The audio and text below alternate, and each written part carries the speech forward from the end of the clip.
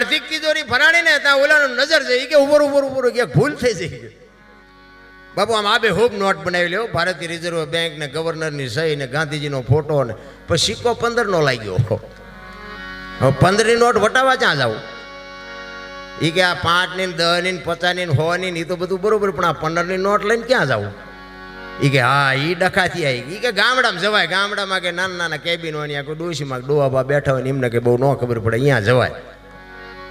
ત્યાં તમારા ગામ જેવું ગામ છે ને, ઝાપામાં એક ભાભા બેઠા છે નાનું એવું કેબિન લઈને, ચોકલેટ પીપરમેન્ટ વેચતા છે.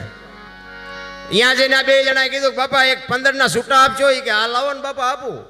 એ 15ની નોટ કાઢીને આપી ને એટલે બાપા વિચાર કરવા મને. એ કે 15ની નોટ ક્યારે બહાર પડી? એ કે હજી હમણાં બહાર પડી, તમને ખબર નથી? એ કે પણ અમારે કોઈ ગામમાં બધા થાન રોજ જાય છે પણ કોઈ બોલ્યા ને 15ની નોટ નવી પડી છે. એ કે દેવાય દો નકર કાંઈ અમે કે 15 રૂપિયામાં તમારી પાસે જૂઠું બોલતા આવીશું. બાપા કે આપું ખરો પણ કે 14 આપું, 15 નો આપું. ઓલા કે તમારો રૂપિયામાં જીવ બગડ્યો. ઓલા ને એમ કે આઠાના આવે એવું નથી, 14 તો 14 લઈ લેવાય ને. એ કે વાંધો નહીં આપો લાવો. ટેબલનું એટલું ખાનું ખોલીને બાપાએ હાથની 2 નોટો કાઢીને આપી. ઓલા છોકરા કે બાપા કે હા. એ કે હાથની ચારે બહાર પડી. કે મેં તમારી પેલા કારખાનું નાખ્યું હતું, આ તમારે 15ની ભૂલ થઈ ને મારે હાથની થઈ, જ્યારે છૂટા જોઈએ ત્યારે વી આવજો. હવે આ બુદ્ધિના ગાળિયા નો કે